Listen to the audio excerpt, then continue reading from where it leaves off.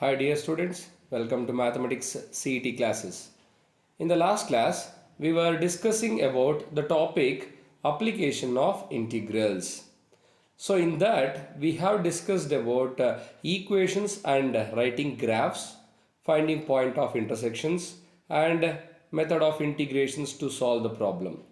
Apart from that ಅದ್ರ ಜೊತೆಯಲ್ಲಿ ಇನ್ನೊಂದೇನು ಈಕ್ವೇಷನ್ಸ್ ಗ್ರಾಫ್ಸ್ ಬರೆಯೋದ್ರ ಜೊತೆಗೆ ಏನು ತಿಳ್ಕೊಂಡ್ವಿ ನಾವು ಡೈರೆಕ್ಟಾಗಿ ಯಾವ ರೀತಿ ಆನ್ಸರ್ಸ್ ಬರೀಬೋದು ಅಂತಲೂ ನಾನು ಮಾರ್ನಿಂಗ್ ಹೇಳ್ಕೊಟ್ಟಿದ್ದೆ ಕೆಲವುದಕ್ಕೆಲ್ಲ ಆ ಕೀ ಪಾಯಿಂಟ್ಸ್ನ ನಾನು ಮತ್ತೆ ಫೋಟೋ ತೆಗೆದು ನಿಮಗೆ ಗ್ರೂಪಲ್ಲಿ ಕಳಿಸಿದ್ದೀನಿ.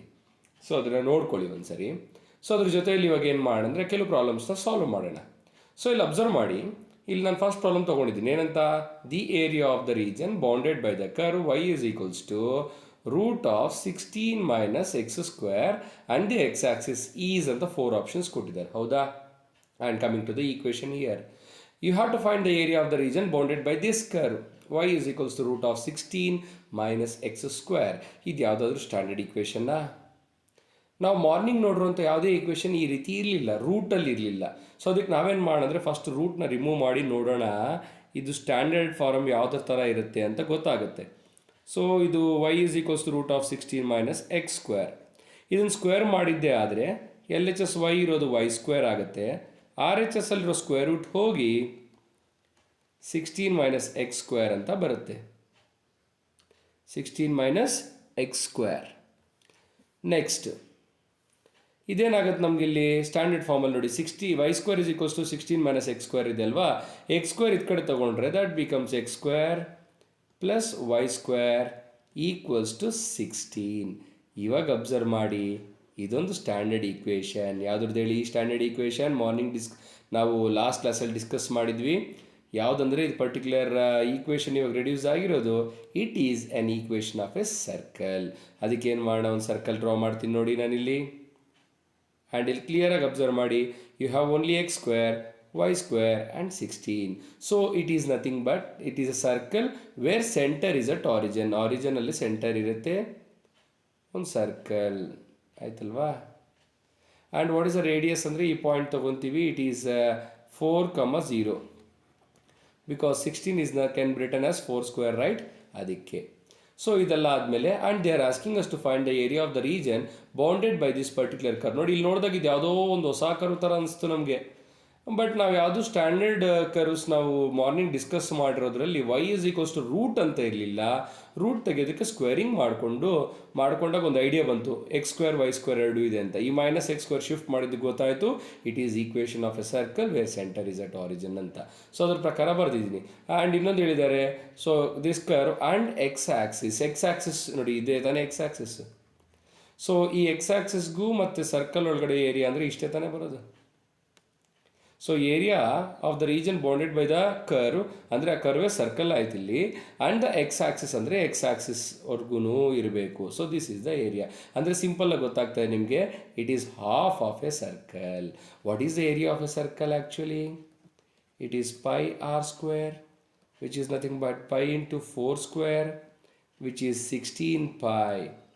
But here the required area is not complete area. ಈ ಕಂಪ್ಲೀಟ್ ಏರಿಯಾ ಬೇಕಾಗಿಲ್ಲ ನಮಗೆ, ಬಿಕಾಸ್ ನೀವೇ ನೋಡ್ತಾ ಇದ್ದೀರಿ ಇಲ್ಲಿ ಅವ್ರು ಕೇಳ್ತಾ ಇರೋದು area between this curve and the x axis. ನೋಡಿ ಇಲ್ಲಿ ಎಕ್ಸ್ ಆ್ಯಕ್ಸಿಸ್ ಅಂತಿದೆ. ಎಕ್ಸ್ ಆ್ಯಕ್ಸಿಸ್ ಅಂದರೆ ಇದೆ ತಾನೆ. ಸೊ ಈ ಲೈನ್ ಒಳಗಡೆ ಇರುವಂಥ ಏರಿಯಾನ ಮಾತ್ರ ನಾವು ಕಂಡುಹಿಡಿತಾ ಇದ್ದೀವಿ, which is half of a circle. ಅದಕ್ಕೆ you have to take like this 16 pi divided by 2 which gives us 8 pi square units. ಬಂತ answer? See here, if you observe here, the option A will be the exact answer. ಗೊತ್ತಾಯ್ತು ಯಾವ ರೀತಿ solve ಮಾಡಬೇಕಂತ. ಇಲ್ಲಿ ನಾನು point of ಇಂಟರ್ಸೆಕ್ಷನ್ನು graph ಏನೋ ಬರ್ಕೊಂಡು ಗೊತ್ತಾಗಲಿ ಅಂತ, ಅದ್ರ ಜೊತೆ ಅಷ್ಟು ಬಿಟ್ಟರೆ ನಾವಿಲ್ಲಿ ಇಂಟಿಗ್ರೇಷನ್ನೇ ಮಾಡಲಿಲ್ಲ. We have return the answer directly which you can found in 1 minute only. 1 minute ಒಳಗಡೆ ಕಂಡುಹಿಡಿಬೋದಲ್ವಾ? ನೋಡಿ ಇಷ್ಟೇ ಸಾಲ್ವ್ ಮಾಡ್ಕೊತೀರಾ, ಸರ್ಕಲ್ ಗೊತ್ತಾಗುತ್ತೆ ಇಲ್ಲಿ. ಆ್ಯಂಡ್ ಎಕ್ಸ್ ಆ್ಯಕ್ಸಿಸ್ ಇರೋದಕ್ಕೆ ನಿಮ್ಗೆ ಗೊತ್ತಾಗಿದ್ದೇನೆಂದರೆ ಹಾಫ್ ತೊಗೋಬೇಕು ಅಂತ. ಹಾಫ್ ತೊಗೋಬೇಕಂತ ಗೊತ್ತಾಗಿದ್ದಕ್ಕೆ ಟೋಟಲ್ ಏರಿಯಾ ಕಂಡುಹಿಡಿದು ಡಿವೈಡೆಡ್ ಬೈ 2 ಮಾಡಿದ್ರೆ you got the answer. This is a solution for the first problem. Okay students, we move on to the another problem here.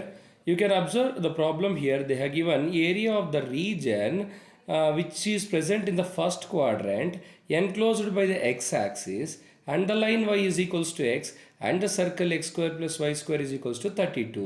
ಇದು first ಎಕ್ಸಸೈಸಲ್ಲಿ ಒಂದು ಪ್ರಾಬ್ಲಮ್ ಈ ಥರದ್ದು ಕೊಟ್ಟಿದ್ದಾರೆ ಅವರು, ಅದಕ್ಕೆ ನಾವು ಡಿಸ್ಕಸ್ ಮಾಡೋಣ ಈ ಪ್ರಾಬ್ಲಮ್ ಇಲ್ಲಿ. ಇನ್ನು ನೀವು ಅಬ್ಸರ್ವ್ ಮಾಡಿ ಅವ್ರು ಕೊಟ್ಟಿರೋದು ಫಸ್ಟ್ ಈಕ್ವೇಷನ್ ಬರ್ಕೋತೀನಿ ನಾನು. ಏನದು? X square plus y square is equals to 32. ಇದು ನೋಡಿದ್ದೇ ಗೊತ್ತಾಗುತ್ತೆ. ನಾನು ಮಾರ್ನಿಂಗ್ ಹೇಳಿರೋ ಪ್ರಕಾರ ಈ ಈಕ್ವೇಷನ್ ಅಂದರೆ it is a equation of a circle. ಇಲ್ಲಿ ಬರೀ 32 ಇದೆ, ಸೊ ಅದಕ್ಕೆ where centre lies on x axis. 32 x ಇದ್ದರೆ ಆನ್ ಎಕ್ಸ್ ಆ್ಯಕ್ಸಿಸ್, ವೈ ಇದ್ದರೆ ಆನ್ ವೈ ಆ್ಯಕ್ಸಿಸ್. ಬರೀ 32 ಇದ್ದರೆ centre lies at the origin. So perfectly ಸ್ಕ್ವೇರ್ಸಲ್ಲಿ ಬರ್ಕೋಬೇಕಂದ್ರೆ 32 ಸ್ಕ್ವೇರ್ ರೂಟ್ ಕಂಡುಹಿಡಿಯೋಕ್ಕೆ ಹೋದರೆ, so it is root of 16 2s 16 ಆಚೆ ಬಂದರೆ 4 ರೂಟ್ 2 ಬರುತ್ತೆ. ಸೊ ಸ್ಟ್ಯಾಂಡರ್ಡಾಗಿ ಹೇಳಬೇಕಂದ್ರೆ it is x square plus y square is equals to 4 root 2 whole square. X square plus y square is equals to a square ಇದ್ದಂಗೆ. Next y is equals to x ಅನ್ನೋದು ಇನ್ನೊಂದು ಈಕ್ವೇಷನ್ನು. Okay, so ಇದಕ್ಕೆ ನಾವು ನೋಡೋಣ ಹೇಗೆ ಮಾಡ್ಬೋದು ಅಂತ. First ನೋಡಿ, ಅವರು area of the region which is in the first quadrant enclosed by the x axis and the line y is equals to x and the circle ಅಂತ ಹೇಳಿದ್ದಾರೆ. ಸೊ ಸರ್ಕಲ್ ಸ್ಟ್ಯಾಂಡರ್ಡ್ ಈಕ್ವೇಷನ್ ಬರ್ಕೊಂಡೆ line ಬರೆದಿದ್ದೀನಿ. Graph ಬರೆಯೋಣ, ಗೊತ್ತಾಗುತ್ತೆ ಏನು ಮಾಡ್ಬೋದು ಅಂತ. ಇಲ್ಲೂ ಅಷ್ಟೇ ವಿತೌಟ್ ಇಂಟಿಗ್ರೇಷನ್ ಹೇಳ್ಕೊಡ್ತೀನಿ ನೋಡಿ. ಆ್ಯಕ್ಚುಲಿ ನಾವು ಕ್ಲಾಸಸ್ಸಲ್ಲಿ ಡಿಸ್ಕಸ್ ಮಾಡುವಾಗ NCERT ಸಿಲೆಬಸ್ಸಲ್ಲಿ ನಾವೇನು ಮಾಡಿರ್ತೀವಿ, as it is method follow ಆಗಿರ್ತೀವಲ್ವಾ. ಇಲ್ಲಿ ಮೆಥಡ್ ಎಲ್ಲ ಫಾಲೋ ಆಗೋ ಕೆಲಸ ಇಲ್ಲ ನೋಡಿ. So x square plus y square is equals to a square format where centre is at the original centre ತೊಗೊಂಡು we draw a circle.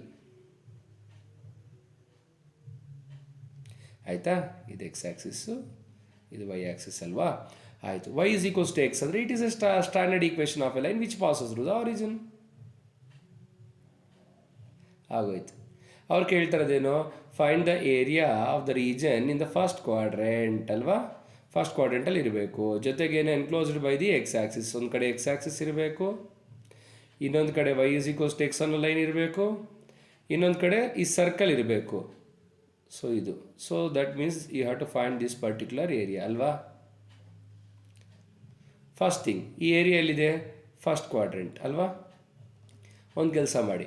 So y is equals to m x format ಜೊತೆ compare ಮಾಡಿದ್ರೆ ಈ ಈಕ್ವೇಷನ್ನ m value ಎಷ್ಟು ಬರುತ್ತೆ? 1. What is m ಅಂದರೆ slope. Slope ಅಂದರೆ ಏನು? Tan theta. ಟ್ಯಾನ್ ತೀಟಾ ಎಷ್ಟು? 1. ಹಂಗಾರೆ ತೀಟಾ ಇಸ್ ಈಕ್ವಲ್ಸ್ ಟು ಎಷ್ಟು? 45 ಡಿಗ್ರೀಸ್. ಸೊ ಟೋಟಲ್ ಫಸ್ಟ್ ಕ್ವಾಡ್ರೆಂಟಲ್ಲಿ ಎಷ್ಟು ಡಿಗ್ರೀಸ್ ಇರುತ್ತೆ? 90 ಡಿಗ್ರೀಸು. ಸೊ ಅಲ್ಲಿಗೆ ಇಲ್ಲಿ ನಂಗೆ 45 ಡಿಗ್ರೀಸ್ ನೋಡಿ. ಈ ಪರ್ಟಿಕ್ಯುಲರ್ ಲೈನ್ ಏನಿದೆ ಅಂದರೆ ಅದು ಎಷ್ಟು ಆ್ಯಂಗಲ್ ಕ್ರಿಯೇಟ್ ಮಾಡಿರುತ್ತೆ ನಮಗಿಲ್ಲಿ?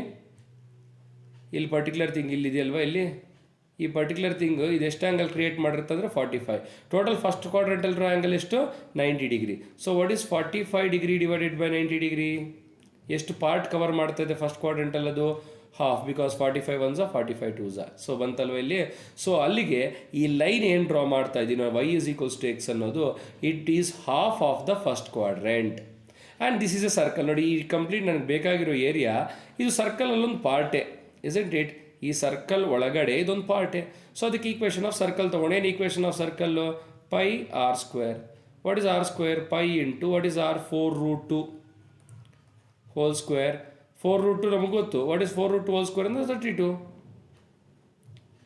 ಸೊ ಇದು 32 ಪೈ ಬಂತು ಟೋಟಲ್ ಏರಿಯಾ. ನನಗೆ ಇಲ್ಲಿರೋಂಥ ಏರಿಯಾ ಫಸ್ಟ್ ಕ್ವಾಡ್ರೆಂಟಿಗೆ ಸೇರಬೇಕು, ಅದಕ್ಕೆ ಡಿವೈಡೆಡ್ ಬೈ ಇದು total area of a circle. 32 ಪೈನ ಫಸ್ಟ್ ಕ್ವಾಡ್ರೆಂಟಿಗೆ ತೊಗೊಂಡ್ರೆ ಡಿವೈಡೆಡ್ ಬೈ 4 ಆಗುತ್ತೆ. ಎಷ್ಟಾಗುತ್ತೆ? 32 ಡಿವೈಡೆಡ್ ಬೈ 4. 4 1s 4 8s.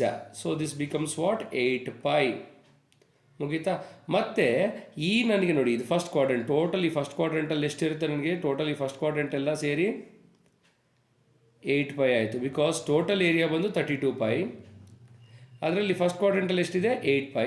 ಅದರಲ್ಲಿ ಲೈನ್ ಡ್ರಾ ಮಾಡಿದ ಮೇಲೆ ನನಗೆ ಬಂದಿರುವಂಥ ಏರಿಯಾ, ಇಲ್ಲಿ ನನಗೆ ಏನು ರಿಕ್ವೈರ್ಡ್ ಏರಿಯಾ ಇದೆ ಅಂತ ಅಬ್ಸರ್ವ್ ಮಾಡಿ. ಇದು ಲೈನ್ ಕೆಳಗಡೆ ಕಂಪ್ಲೀಟ್ ಫಸ್ಟ್ ಕ್ವಾಡ್ರೆಂಟ್ ಕವರ್ ಆಗಿಲ್ಲ, ಒಂದು ಪಾರ್ಟ್. ಎಷ್ಟು part? Half part.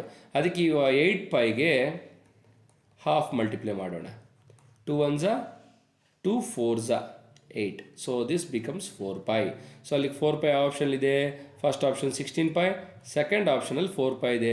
So second option is the correct answer for this problem. ಇಲ್ಲೂ ನಾನು ಇಂಟಿಗ್ರೇಷನ್ ಮಾಡಲಿಲ್ಲ, ಮತ್ತೆ ಹೇಳ್ತೀನಿ ಕೇಳಿ. ಅವ್ರು ಏನು ಈಕ್ವೇಷನ್ ಆಫ್ ಲೈನ್ ಕೊಟ್ಟಿರ್ತಾರೋ ಫಸ್ಟ್ ಅದಕ್ಕೇನು ಕ್ರಿಯೇಟ್ ಮಾಡ್ಕೊಳ್ಳೋಣ ನಾವು? ಸ್ಲೋಪ್ ಕಂಡುಹಿಡ್ಕೊಂಡು ಆ್ಯಂಗಲ್ ತಿಳ್ಕೊಳ್ಳೋಣ. ಹಂಗೆ ಎಗೇನ್ ಅವ್ರು ಫಸ್ಟ್ ಕ್ವಾಡ್ರೆಂಟಲ್ಲಿ ಏರಿಯಾ ಕೇಳಿರೋದ್ರಿಂದ ನಾನು ಫಸ್ಟ್ ಕ್ವಾಡ್ರೆಂಟ್ಗೆ ಎಷ್ಟು ಪಾರ್ಟ್ ಅಂತ ತಿಳ್ಕೊಳ್ಳೋದಕ್ಕೆ ಈ ಸ್ಲೋಪಿಂದ ಬರೋವಂಥ ಆ್ಯಂಗಲ್ನ ತೊಗೊಂಡು ಟೋಟಲ್ 90 ಜೊತೆ ಡಿವೈಡ್ ಮಾಡಿದಾಗ ನನಗೆ ಎಷ್ಟು ಪಾರ್ಟ್ ಅಂತ ಗೊತ್ತಾಗುತ್ತೆ. First total area of a circle ಕಂಡುಹಿಡಿಯೋದು, ಅದನ್ನು ಫಸ್ಟ್ ಕ್ವಾಡ್ರೆಂಟ್ ಅಂದರೆ ಡಿವೈಡೆಡ್ ಬೈ 4 ಮಾಡೋದು, ಈ ಪಾರ್ಟ್ನ ಲಾಸ್ಟಲ್ಲಿ ಮಲ್ಟಿಪ್ಲೈ ಮಾಡದೆ ಬರೋದೇ ರಿಕ್ವೈರ್ಡ್ ಆನ್ಸರ್. ಇದನ್ನು ನೀವು ಟೆಕ್ಸ್ಟು ನಾವು ಥಿಯರಿ ಕಾನ್ಸೆಪ್ಟಲ್ಲಿ ನೀವು ಅಬ್ಸರ್ವ್ ಮಾಡಿದ್ದೆ ಆದರೆ ಇದು ನಿಯರ್ಲಿ 1 or 2 ಪೇಜಸಲ್ಲಿ ಮಾಡಿರ್ತೀವಿ. 2 ಪರ್ಟಿಕ್ಯುಲರ್ ಏರಿಯಾಸ್ ತೊಗೊಂಡು ಆ್ಯಡ್ ಮಾಡಿರ್ತೀವಿ. ತುಂಬ ಲೆಂತಿ ಇರುತ್ತೆ. ಇದನ್ನು ಫಾಲೋ ಆಗಿ ಸಿಂಪಲ್ಲಾಗಿ 1 minute ಒಳಗಡೆ ನೀವು ಈ ಪ್ರಾಬ್ಲಮ್ನ ಸಾಲ್ವ್ ಮಾಡ್ಬೋದು. ಇದೇ ಥರ ಇನ್ನೊಂದು ಪ್ರಾಬ್ಲಮ್ ಇದೆ, ನೆಕ್ಸ್ಟ್ ಇವಾಗ ನೋಡೋಣ. ನೋಡಿ ನೆಕ್ಸ್ಟ್ ಇನ್ನೊಂದು ಪ್ರಾಬ್ಲಮ್ ಇದೆ. ಇಲ್ಲಿ ಕೇಳಿದ್ದಾರೆ find the area of the region which is in the first quadrant same and enclosed by the x Axis ಕೇಳಿದ್ದಾರೆ. ಇಲ್ಲಿ ಎಕ್ಸ್ ಇಸ್ ಈಕ್ವಲ್ಸ್ ಟು ಏನು ಕೊಟ್ಟಿದ್ದಾನೆ ಈಕ್ವೇಷನ್ ಆಫ್ ಲೈನು. ಸಪೋಸ್ ನಿಮ್ಗೆ ಕಾಣಿಸ್ಲಿಲ್ಲ ಅಂದರೆ ಮತ್ತೆ ಬರೀತಾ ಇದ್ದೀನಿ. X is equals to √3y ಅನ್ನೋದು ಈಕ್ವೇಷನ್ ಆಫ್ ಲೈನ್ ಹೇಳಿದ್ದಾನೆ. And the circle x square plus y square is equals to 4. Again same ಅದೇ ಥರನೇ ಬರಿತೀವಿ. ಒಂದು ಸರ್ಕಲ್ ತೊಗೋತೀವಿ. ನೀವು ಎಕ್ಸಾಮಲ್ಲಿ ಇವೆಲ್ಲ ತೊಗೊಳ್ಳೋ ಕೆಲಸ ಇಲ್ಲ.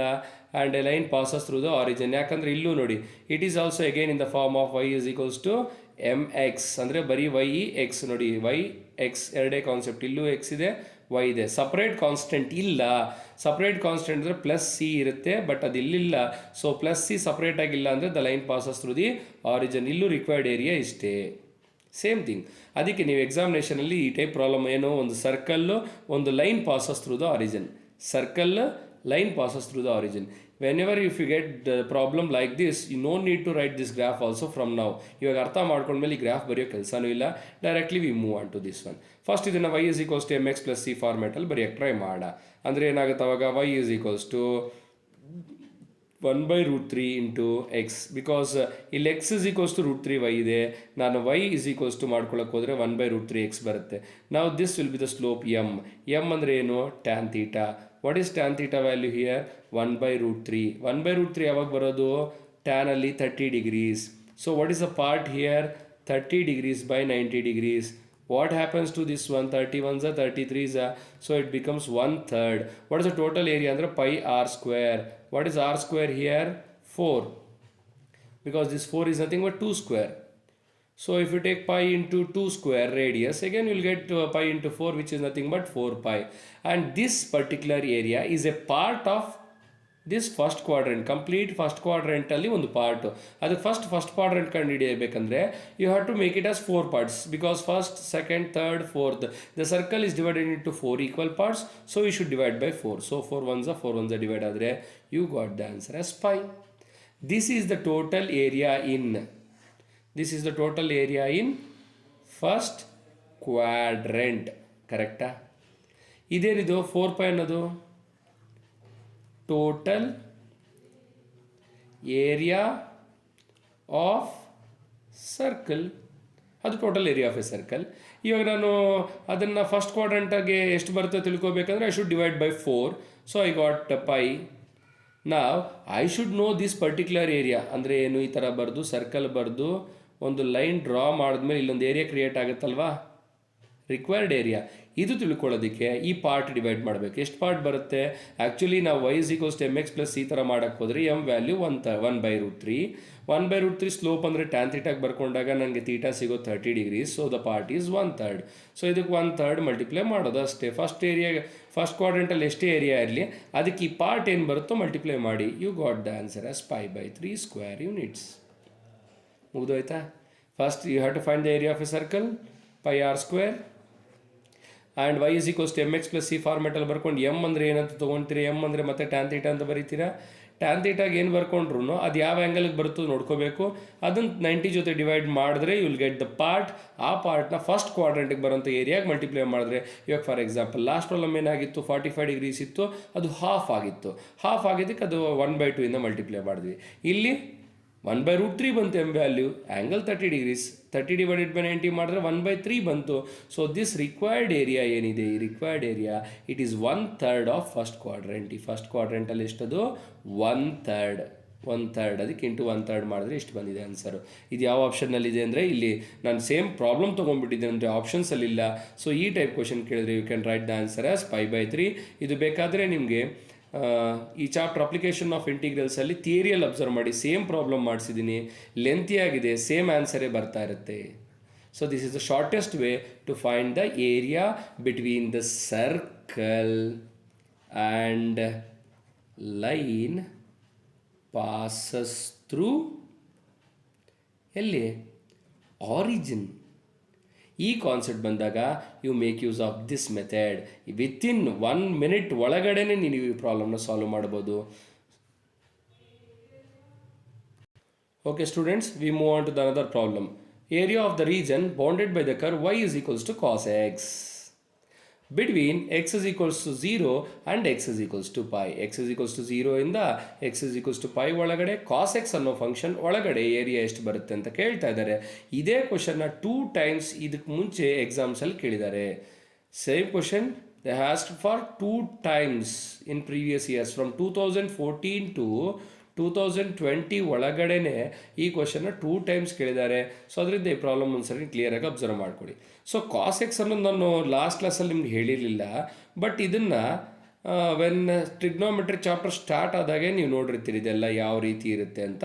I will tell once again how to write the graph for the cos function.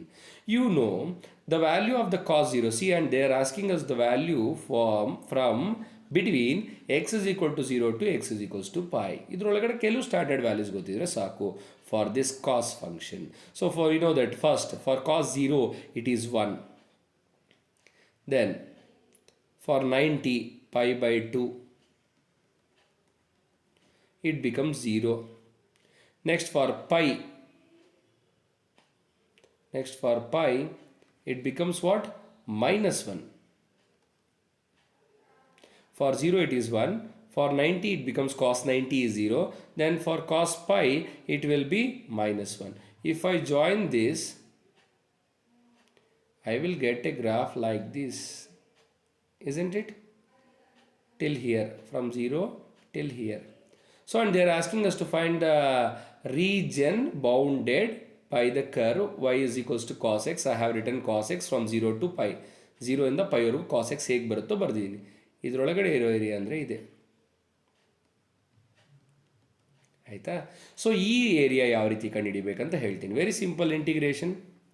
From where it started 0 till pi ತಗೋಬಾರ್ದು, because till this pi by 2 the area lies above the x axis where it is positive, and x axis ಕೆಳಗಡೆ ಬಂದರೆ y ಏನಾಗಿರುತ್ತೆ? Negative. So ಅದರಿಂದ positive negative cancel ಆಗೋ chances ಇರೋದ್ರಿಂದ ಎಲ್ಲಿ ಕರೆಕ್ಟಾಗಿ ಅದು ನೆಗೆಟಿವ್ ಹೋಗ್ತಾ ಇದೆಯೋ ಅಲ್ಲಿಗೆ ಸ್ಟಾಪ್ ಮಾಡಿ. ಎಲ್ಲಿಗೆ ಅದು ನೆಗೆಟಿವ್ ಹೋಗ್ತಾ ಇರೋದು pi by 2 ಅಲ್ವಾ, ಅದಕ್ಕೆ pi by 2 ಸ್ಟಾಪ್ ಮಾಡೋಣ. ಸೊ ಇನ್ನೊಂದು ಅಬ್ಸರ್ವ್ ಮಾಡಿ ಕ್ಲಿಯರಾಗಿ, ಫ್ರಮ್ 0 to pi by 2 ಎಷ್ಟು ಏರಿಯಾ ನಾನು ಇಲ್ಲಿ ಶೇಡ್ ಮಾಡಿದ್ದೀನಿ, ಇಲ್ಲಿ ಅಬ್ಸರ್ವ್ ಮಾಡಿದ್ರೆ ಸೇಮ್ ಏರಿಯಾನೇ ಕಾಣಿಸ್ತಾ ಇದೆ. It will be same from 1 to 0, from 0 to -1. Ultimately the area covered by these two regions will be same.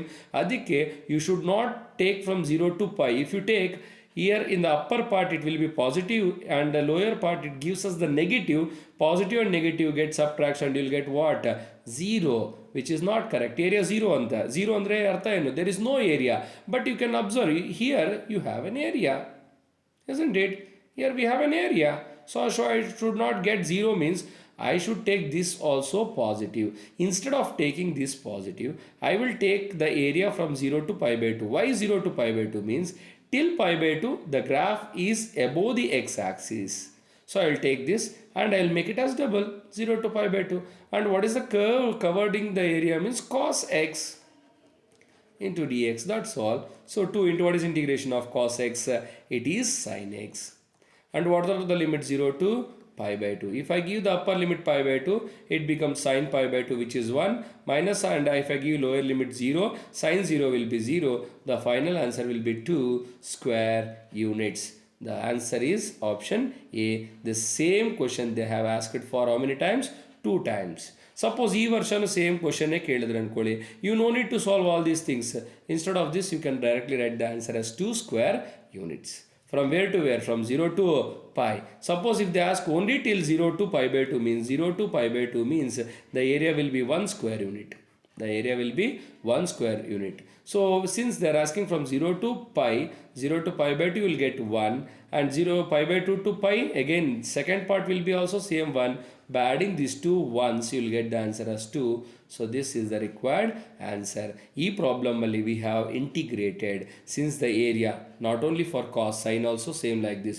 For sine it starts from 0, goes to 1, comes to 0. So it becomes 1 at pi by 2, and it becomes 0 again at pi 0. So if they ask something like this, means no problem. Here complete area, this is what sine function, right? Complete area is above the x-axis, right? So directly you integrate 0 to pi into dx. If they ask till 2 pi means you take 0 to pi till here only and multiply 2 to this, you will get the complete area, this area also. ಈ ಥರ ಮಾಡ್ಕೋಬೇಕಷ್ಟೆ. ಕಾಸು ಇಲ್ಲಿ start ಆಗಿ ಹಿಂಗೆ down ಆಗುತ್ತೆ, ಇದು 0ಇಂದ start ಆಗಿ 1ಗೆ ಹೋಗಿ ಹಿಂಗೆ ಡೌನ್ ಆಗ್ತಾ ಇರುತ್ತೆ ಅಷ್ಟೇ. ಎರಡು ಕರ್ವ್ಸ್ ಈ ಥರ ಇರುತ್ತೆ, ಇದರ್ cos or sine. They may ask any one of the question. ಇದು ಕ್ವೆಶನ್ ನಿಮ್ಗೆ ಅರ್ಥ ಆಯಿತು ಅಂದ್ಕೊಂಡಿದ್ದೀನಿ. ಸೈನು ಇದೇ ಥರ ನೀವು ಟ್ರೈ ಮಾಡ್ಬೋದು. ಸಿ ಹಿಯರ್ ಇನ್ನೊಂದು ಪ್ರಾಬ್ಲಮ್ ಕೊಟ್ಟಿದ್ದಾರೆ, ಅದನ್ನು ನಾನು ಡೈರೆಕ್ಟಾಗಿ ಬರೆದುಬಿಟ್ಟಿದ್ದೀನಿ ಏನೇನಂತ. ಕರ್ವ್ ಕೊಟ್ಟು ಸೈನ್ ಎಕ್ಸ್ ಕೊಟ್ಟಿದ್ದಾರೆ and between 0 to pi by 2. So here I said that for sin 0 it will be 0, and for sin pi by 2 we know that sin pi by 2 value is 1. So if you join these 2 points, so you'll get the curve like this, and you are finding area between 0 to pi by 2. So till here only you are finding the area. This area completely it lies in first quadrant only and above the x-axis, so it will be positive. So integration from directly 0 to pi by 2 sin x into dx. What is the integral of sin x? It is minus cos x. And what are the limits 0 to pi by 2? So minus will be like this only, pi by 2. So if you give the upper limit pi by 2, what is cos pi by 2? 0. Minus if you give the lower limit 0, what is cos 0? 1. So minus of minus, this becomes plus 1. So this will be 1 square units. The answer is option D. This is for area between the area under the curve sin x between x is equal to 0 and x is equals to pi by 2. Okay.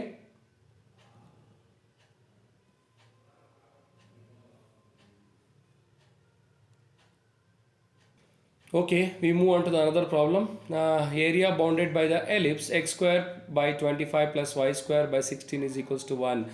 This is an ellipse. Morning ಹೇಳಿದ್ದೀನಿ ಈ ಫಾರ್ಮೆಟಲ್ಲಿ ಬರೋದು ellipse, and we know the area of the ellipse is given by pi ab. Here the value of a, that is nothing but denominator of x square, which is 25, which is nothing but 5 square, and 16 is nothing but 4 square. So the a value will be 5 and b value will be 4. So the area will be pi into 5 into 4, which will be 5 4s are 20 pi. 20 pi square units, which is given in option A. ಈ ಥರ ellipse ಎಲ್ಲ ಏನಾದರೂ ಕೇಳಿದ್ರೆ well and good, and it is very easy. ನಿಮ್ಮ luck ಚೆನ್ನಾಗಿದ್ದಂಗೆ. So easily within seconds you can write the answer.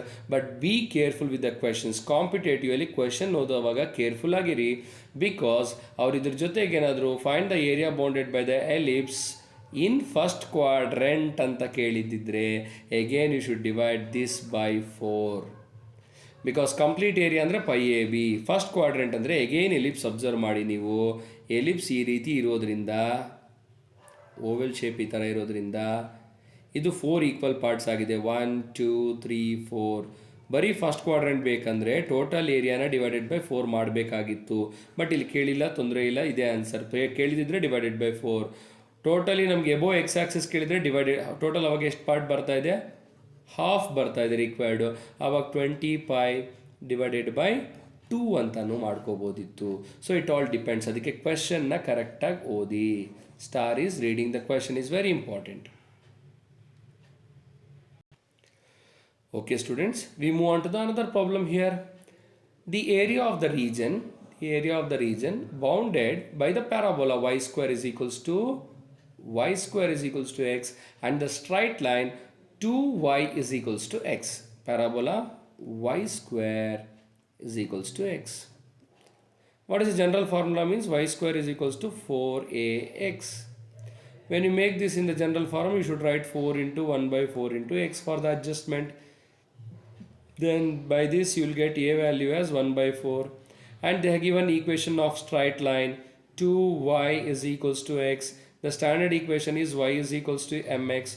If you want to write this in that form, means y is equals to, you have to cross multiply these two, you'll get 1 by 2 into x.